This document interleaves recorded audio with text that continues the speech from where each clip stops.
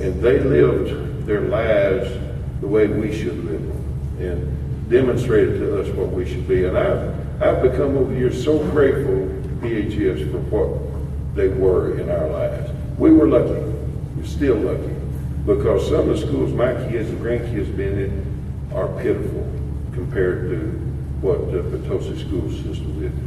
This school and this community are the best. I told T.R. Dudley that today, that I think, I hadn't been back here in 40 years, but I think this is still my home. And it's still the best school system that you'll find anywhere. With that said, I wanted to get a couple things straight, and then I had some funny stories, and Tom and some others can help me with these, but my memory is a lot worse than a lot of other things, Jerry, but it's not as good as it was. The picture over there that shows our senior picture, right there, up in the upper left-hand corner, it's got my picture, and underneath it, it says president. Wrong. I was not president of the senior class. Tom was and still is. And I wanted to renounce that picture. I was not president of the senior class. I was president of the freshman, sophomore, junior classes. But the senior year, I ran for student council president, if you remember. And Tom, who was a better man than me anytime, ran for and was elected president. Regina and David, I remember, ran against me for student council president. Regina, you remember, and David, they should have both won. I won because I was funnier. I'm telling the truth. Y'all can vouch for it. We got up in assembly and did speeches, the three of us, and they were just as serious as they could be. And I got up and goofed off and said something. I remember saying one thing about teachers won't like this, but they don't get a vote. Something like that. And just cracked everybody up. Well, I got elected. I did not get elected because I was the best student or anything else. I got elected because I was stupid and funny. I was an average student, grade-wise, at PHS. Regina was our valedictorian, Rollin was our salutatorian, David, Tom, Jerry, everybody else in here was smarter than me. I was at best an average student. But you know, this school system was so good. When I got to college, I went to college. I graduated from college. But I was shocked that I was so far ahead as a freshman in college as 99% of the rest of the students. And that amazed me. And that told me then what a great school we had. And I was a Dean's List student in college. Nobody would have thought that here. Because I'm right, I was dumb as dirt. And somehow I was a Dean's List student in college, and I don't know how it ever happened, but I think credit goes back to Potosi High School and our students. Coach Barrows passed away here recently. We didn't know him as that, did we, Perry? What was it? Stone face. But I didn't know Coach Barrows didn't like him at the time when we were students. He was good, but I didn't like him. His Stone never smiled at me. I came back, when I graduated college, I came back to Potosi and was a 9th grade football coach and taught 4 classes of civics over here in junior high. I walked in the first day I got up here from college, walked in the superintendent's office over here, and I forget who it was, but anyway, he said, you need to go over right now and meet your boss, who's a principal at the junior high. Oh, okay. So I came over here and I walked in his office, and you know who it was? Wally Barrows. He was my new boss. But I found out something. You can't judge people what first impression of what little you got to get to know them. You got to really get to know them. Wally was an excellent person and a very good man. I got to know him very well, and even spent some off time with him, playing sports, basketball and stuff. And he was a good man, and I want everybody to know that. I thought a lot of Wally went that one year. We didn't think much of him when he was our coach, but he was a good man. We had Tom, we had a couple other disclaimers I wanted to make. We had a football game when we were seniors. Tom, Jerry, who else played football? Well, we had, it don't matter, but yeah, out there, Gary, out there, Danny, Johnny did up to senior. Anyway, we had a football game and we were playing Sonny, I didn't forget you did this, Sonny. But we were playing Rolla or Jackson here at Potosi, and they were so much better than we were. So supposedly the one of the best teams around. We were playing them even first half, and even in the first half, when we were on our 10-yard line, Sonny ran for a 90-yard touchdown. Tom was playing right tackle, and I was tight end, and the play was number 38, if I remember right, Sonny, wasn't it? I don't remember. But anyway, Sonny was supposed to get the ball from Randy and run right between me and Tom in our what we call our hole. And Tom and I got our blocks off, and there goes Sonny scampering down the right sideline, 90 yards, and two guys just chasing him. Sonny wasn't fast, but he was scared. Wasn't Sonny, but he took off, and he ran 90 yards for a touchdown. But in the meantime, Tom and I had got our blocks. We'd done our jobs, and we were pretty satisfied with ourselves. You know, sitting back up there at the line of scrimmage, and I'm watching Sonny run down the sideline. I said, Tom, you reckon he's going to make it? Tom said, I didn't know he could even run that far. That was one time. Tom, bless his heart, he made a good name for me. Tom always said that John wasn't good, he was just lucky.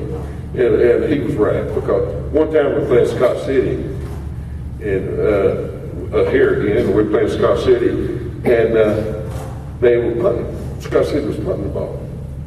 And I got blocked out of the play. I was knocked over towards the side, and I was watching the play from over there, and Tom blocked the punt.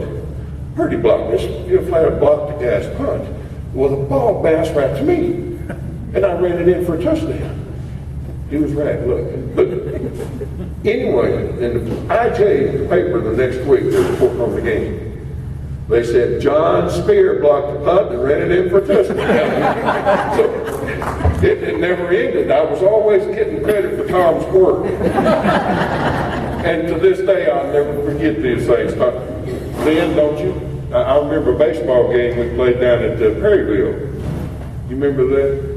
Lynn hit a home run. We were playing in a regional tournament. And we played Perryville and Esther. And Perryville was, we beat them the first game, and then playing Esther the second game, and I was pitching. And they had a big, tall, white-haired dude, left-handed, pitching for them. Lynn hit a home run. We were leading. He hit a home run on the left field fence. And we were leading something like 5-3, and I don't know how, because I was pitching. And they should have been tearing us up. But anyway, I said, if Lynn can do that, I can do it. Dumb. I got wrong. I hit two long fly balls to left field, and the left fielder misplayed them, and I ended up on second base both times. Well, anyway, I got in trouble there. Pitcher came up, hit a home run off of me, and made the score a little closer. This was for the championship.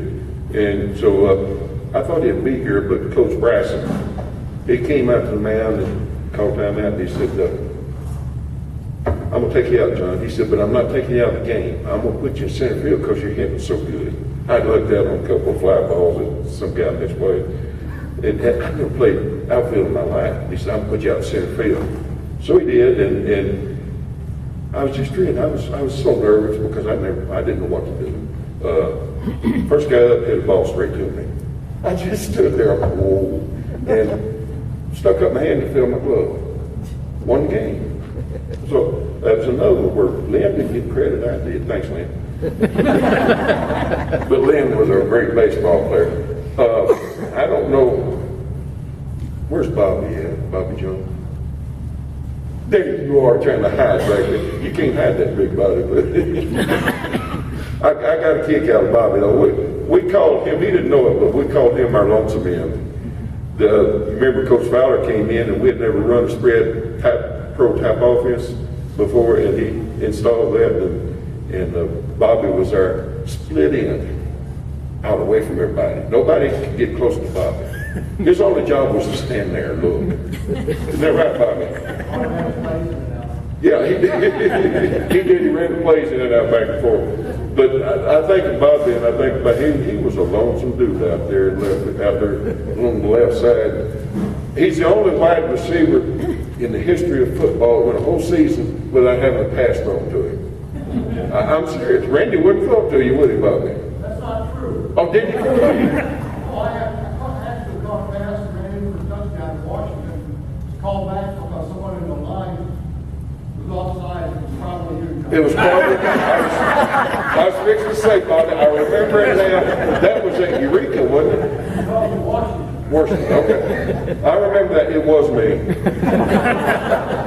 Anyway, we had a lot of fun in athletics, and particularly, and in spite of everything, the school system and the school, I just want y'all to know, I think, and I have the evidence, I am the evidence that it did us right, and I'm proud to say I'm an alumni of Potosi High School.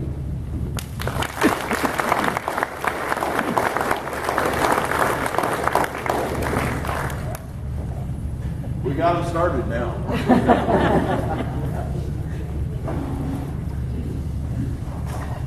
I don't have anything funny to say, and this is going to be hard for me. I was the first non-white student that went to Potosi schools. I'm sorry. And I want to say that the majority of you was in my first grade class, and you accepted me for who I was. And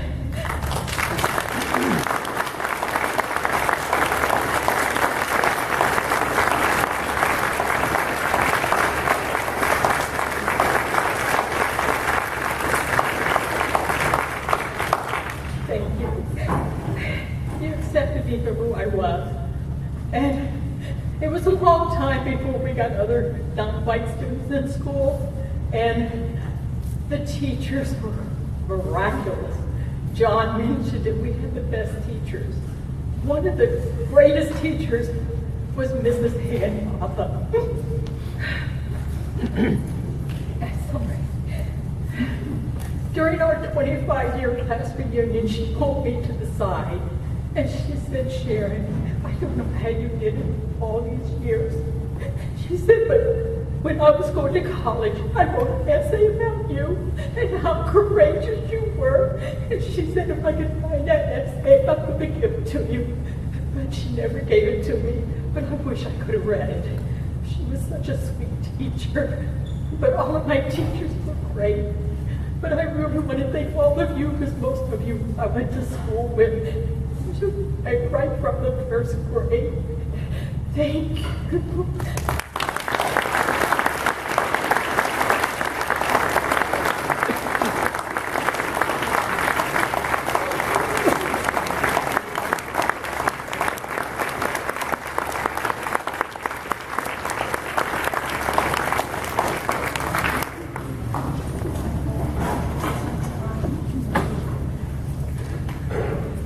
Is there anyone else that wants to take advantage of the open mic? Could we have maybe Debbie Nicholson sing a song and maybe her friend accompany? Do we have time for that? We've got time for anything. Debbie, would you feel up to singing? Sure. Let's go ahead. Okay. Let's get it started instead of a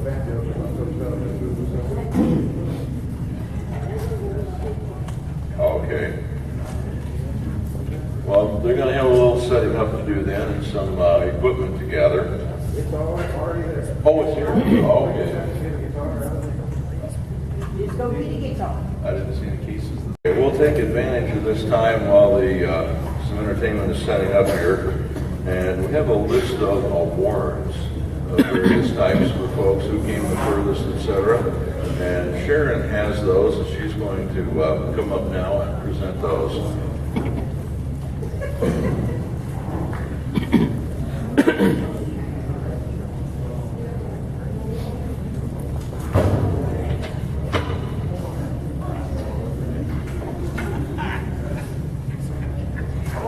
We are going to pass out prizes for people in different categories. Mary Jane has set up some prizes over here by the wall, and some of them are plants. I think there's a CD of the memorial. And she wanted me to tell you that the flowers that she brought in, they represent friendship. This friendship will grow and bloom, and it will spread. They're perennials, and you can share them with your friends. So if you want one of those and you're the prize winner, feel free to accept one. The first award goes to the persons who got their registrations returned first, and there was a tie. The two people are Roland Duncan and Jerry Wright.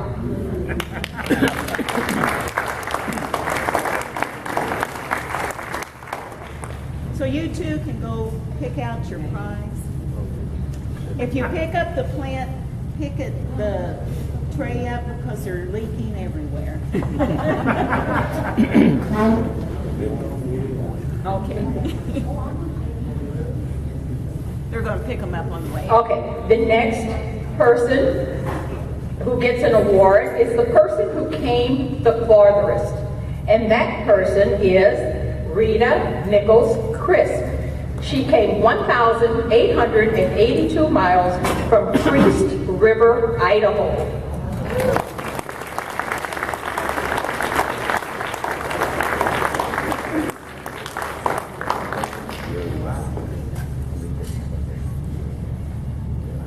The next award goes to the person with the most great grandchildren. And that person is David Weiss, and he has 11 great grandchildren. Oh, hold up, Brett. Okay, hold up. Bonnie's got her hand up. I have 12 great grandchildren. Oh, my goodness. Bonnie has 12. Wait a minute, grandchildren or great-grandchildren? Now, great grandchildren, right? Great grandchildren. Okay, she Okay, well, David. David, we have to nullify that award to you. Bonnie, congratulations. Or maybe not, I don't know. Okay, the next award goes to the person with the most great grandchildren. Now, has anyone got more than, has anyone got 2 or more great grandchildren? You got more than 2? Great. Okay. This is great grandchildren, okay? Okay, then the winner is Jerry Griggs Lawson. She has 1 and 1 on the way.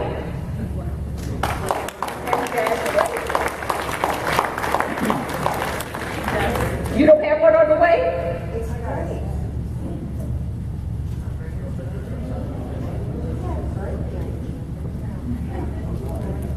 Okay. You don't have great grandchildren? Oh, okay. Well, Mary Jane was asleep, I think. She was too tired. Wow! Okay, forget it. Okay, no award for We don't that. know who said that. Okay, well, sorry about that. Sorry, too. Okay. We are going to have to vote for the next award. And we need to know who you think is the person who has changed the most. Now, look around the room. Who do you think has changed more than anyone else? From when they graduated till you see them now. I vote John Spear. Okay, you got John Spear. Anybody else? David Weiss. Who else?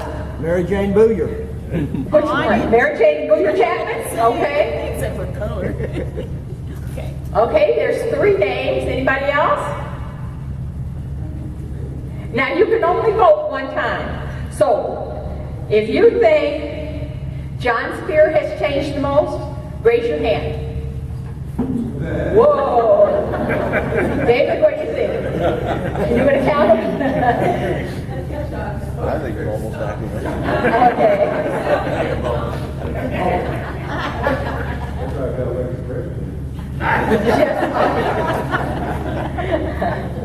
Okay. What about David wives. Raise your hand if you think he's changed the most. Okay. And Mary Jane Greer Chapman. Okay. Well, the winner is John Spear.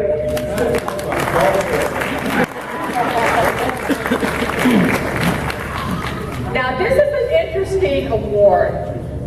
We want to know who is the person with the most tattoos in places where they can be decently seen. So, how many of you got tattoos? Raise your hands. Any kind of tattoo, raise your hand. So we don't have that many, huh? So how, the ones with the hands raised, how many do you have altogether? 2? Who else? 1? That's it? Are the 2 tattoos, can we see them? I don't know about this. Oh, hold on. Wait. Oh my God. Oh. All right.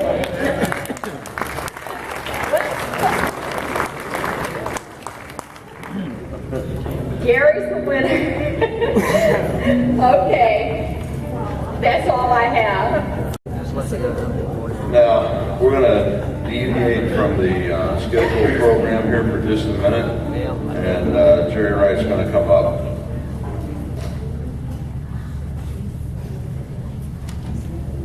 Elaine, would you come up, please? Enough's enough. Come here.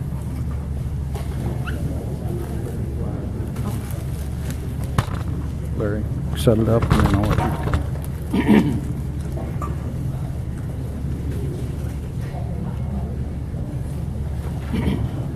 Well, there needs to be a little bit of special recognition. I know Mary Jane went on about this committee and everything, and she gave all the credit to Sharon, but Sharon was just an instigator.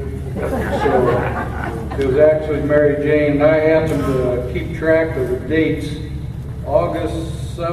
July 17th of 2013, she sent me a grade 7 picture on Facebook, I think. And so I knew she was up to something. Then July 31st, that's when that Potosi High School class of 65 appeared. And then the lunch, August the 14th, her True Colors came out, and it was all about the 50th reunion. And then just a week and a half later, she had a database already set up. And then a month later, then they already had the date set up for the reunion. Now, she says that she didn't do anything. I just happen to have a few agendas that she sent out. This is not everything. Whoops, here's 4 or 5 to get over. There's some more stuff, more. And you're just lucky because I didn't print out everything.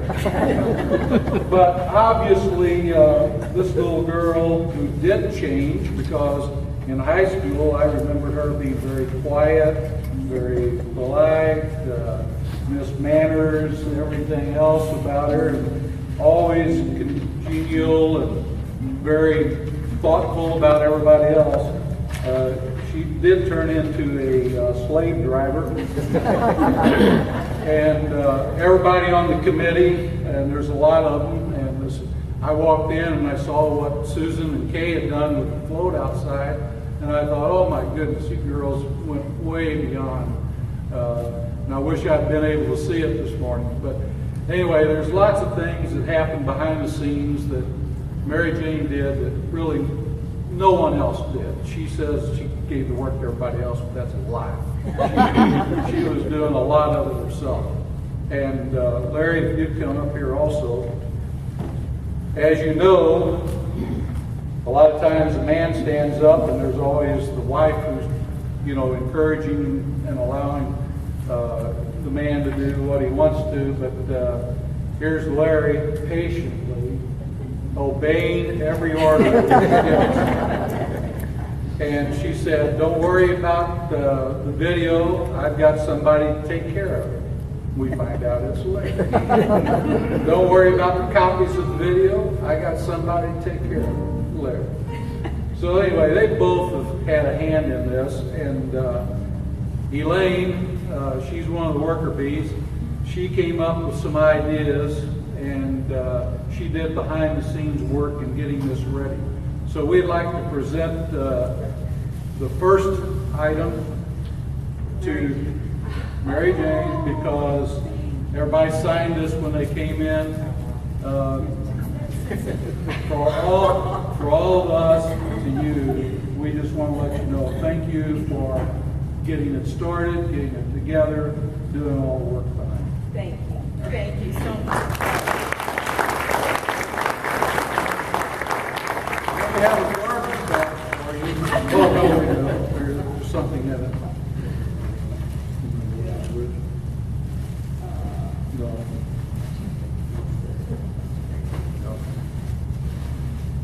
And I don't know whether you've seen her on Facebook. I don't know whether you've seen her on Facebook, but every once in a while they come up to the Cardinals game and go to the Cardinals game. So, in appreciation,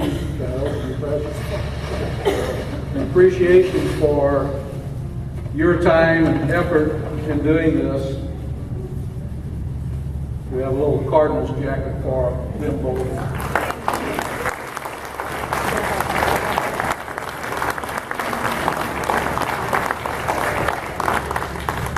Now, of course, we do expect to see a Facebook picture pretty soon with jackets on and posted on the internet. Yes, well, it will be. You'll see it. But from all of us, we want to thank you for taking the lead and doing the things that were behind the scenes. And even though you're not class president, tonight you get to be class president.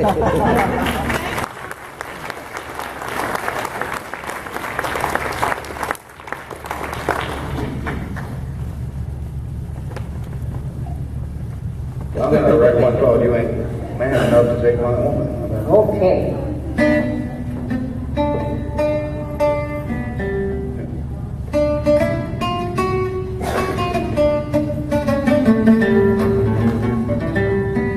You come to tell me something. You say I ought to know that he don't love me anymore, and I'll have to let him go.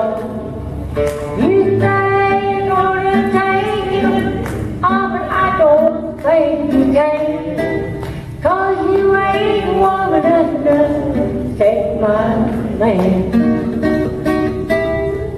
Well, I give every time I touch you can find him anywhere. For you to get to him, I have to move over and I'm gonna stay right here. It'll be over my dead body, so get out while you can, 'cause you ain't woman enough to take my man, Daddy.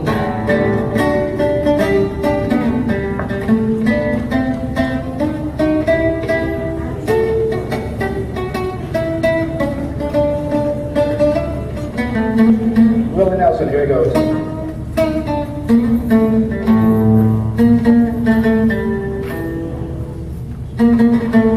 Willie always does those. Okay, Dave. Sometimes a man can't look at things that he don't need. He took a second look at you, but he's in love with me.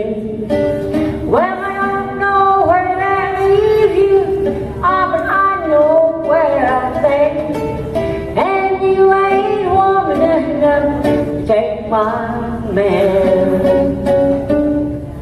Women like you, there are time and time, and you can buy them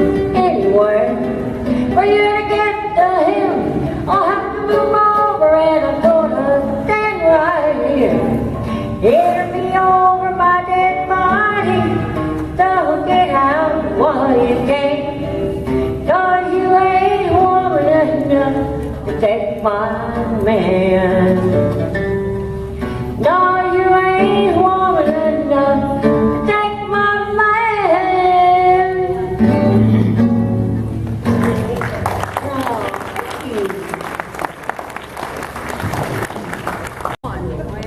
Mary, you said you remembered it. Come on.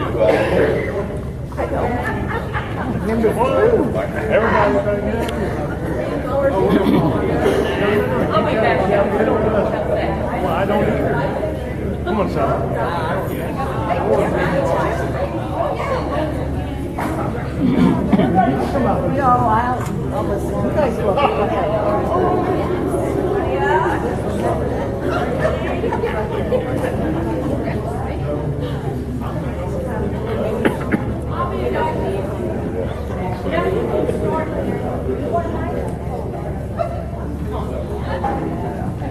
My backup singer. All right. When Mary Jane said, let's do the school song, we're going, I don't remember a school song. You remember a school song? I asked my husband, he played the band. Do you remember a school song? No, I don't remember a school song. And then she told me where it was in one of your books. I looked at the words and I'm going, I remember the school song. I know, it all came back. So join in, please. We're not doing this for our looks.